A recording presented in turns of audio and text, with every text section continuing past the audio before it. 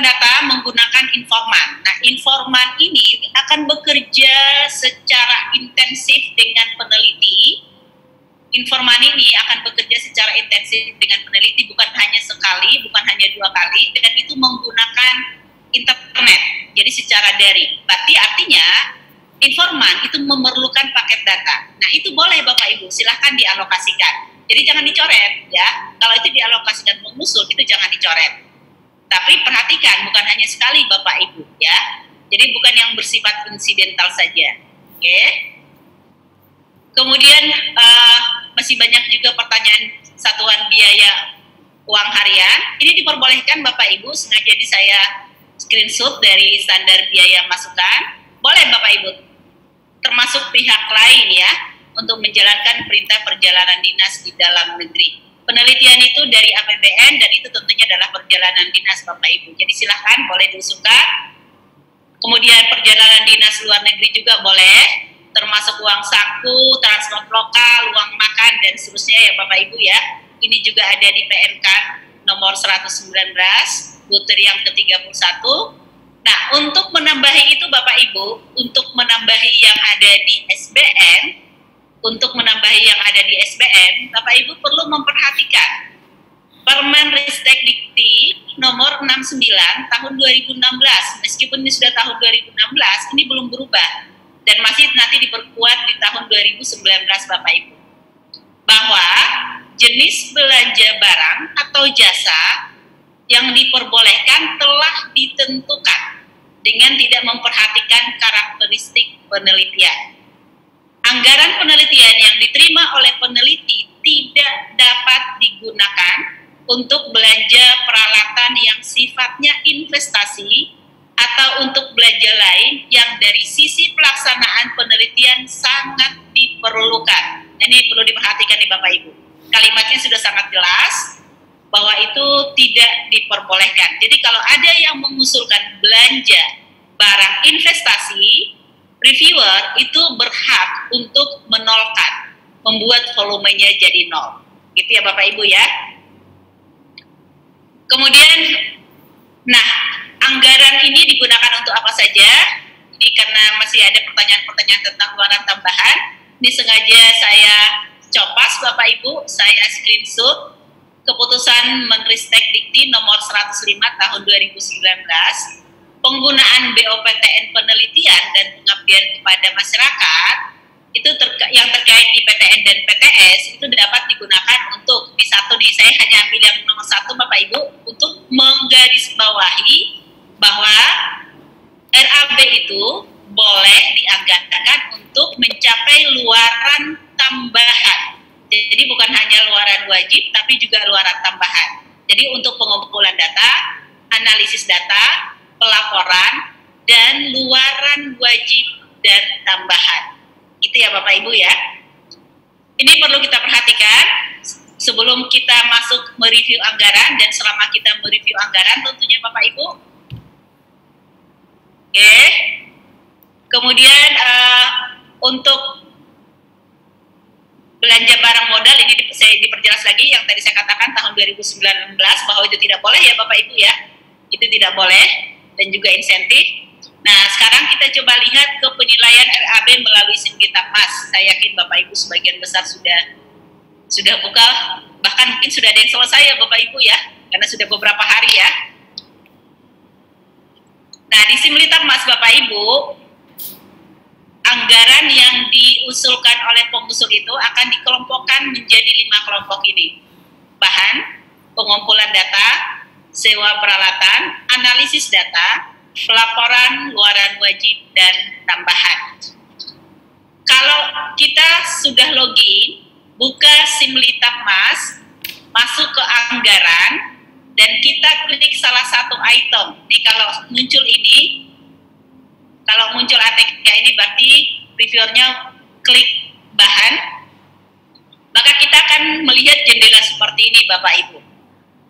Jadi yang 2 ini, volume dan biaya satuan, itu bisa diedit oleh reviewer, bisa diubah oleh reviewer. Tapi mohon diperhatikan Bapak Ibu, mohon diingat selalu kita adalah reviewer, bukan pengusul. Mohon diperhatikan itu Bapak Ibu, kita adalah reviewer bukan pengusul, ya. Jadi kita menilai usulan. Jadi jangan dinilai yang tidak diusulkan. Artinya kalau tidak diusulkan jangan ditambahkan Bapak Ibu. Jadi jangan menambahkan. Jangan misalnya volumenya cuma 2, ini harusnya 10 ditambahkan jadi 10. Ini jangan diubah di sini Bapak Ibu, meskipun memang itu diubah, lebih baik Bapak Ibu kasih komentar. Karena nanti kita tidak akan bisa mengubah jumlah total anggaran itu tidak bisa kita ubah. Jadi Bapak Ibu bisa memberikan komentar misalnya bahwa ini harusnya kalau dilihat dari metode penelitian yang diusulkan gitu ya, bisa jadi kan pengusul itu karena udah terkantuk-kantuk malam Bapak Ibu mau ngetik 5 jadi 2 gitu ya Bapak Ibu ya. Jadi kita memaklumi itu. Bukan berarti saya minta semua reviewer harus memaklumi ya Bapak Ibu ya. Ini contoh. Misalnya kita memaklumi itu, lalu kita sarankan ini harusnya 5 nih, karena di metode penelitian tertulis volumenya adalah 5 gitu. Kalau nanti tidak 5, berarti penelitiannya tidak akan jalan gitu ya Bapak Ibu. Nah, berikan di kolom komentar ya Bapak Ibu ya, jangan diubah. Dan nanti di kolom komentar tentunya reviewer harus memikirkan itu diambil dari mana untuk menambah di sini. Karena total anggaran tidak akan bisa diubah oleh reviewer Bapak Ibu. Nah, kalau Bapak Ibu melihat merah-merah seperti ini, itu artinya butir 2 ini sudah diedit oleh reviewer. Entah itu mengubah volume, entah itu mengubah biaya satuan, entah itu menambah komentar.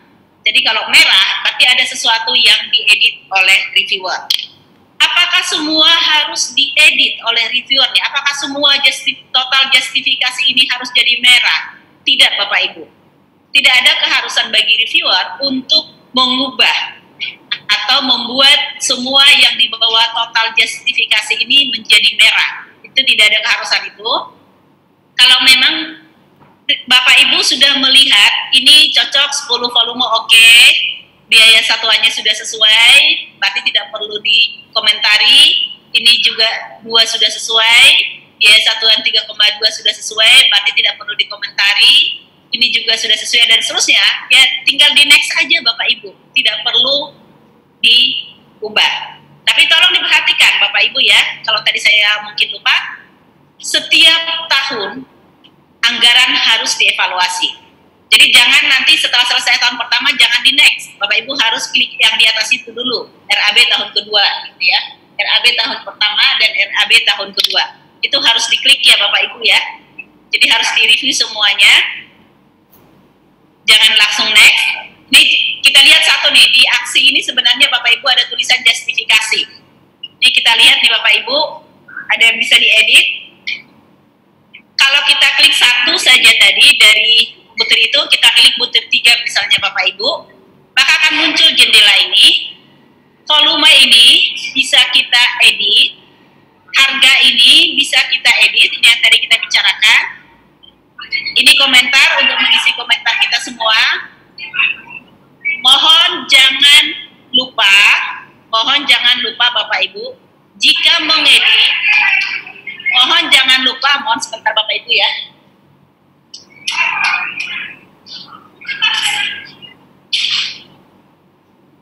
Anai ribut.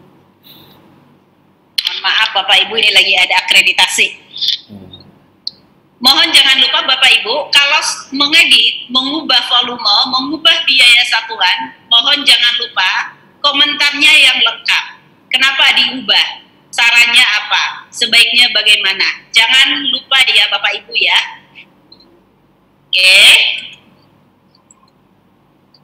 Nah itu kira-kira Bapak Ibu untuk pengantar diskusi kita, penilaian RAB. Saya paham kalau mungkin nanti akan banyak pertanyaan, tapi mohon dicermati saja peraturan-peraturan yang tadi itu, kemudian dicermati panduan, dan tentunya jangan lupa dicermati tadi materi-materi mulai dari materi yang diberikan oleh Pak Saryono sampai dengan Pak Derajat. Gitu ya Bapak Ibu. Terima kasih Mbak Nia, saya kembalikan. Baik, terima kasih Ibu Hotmiar atas paparannya.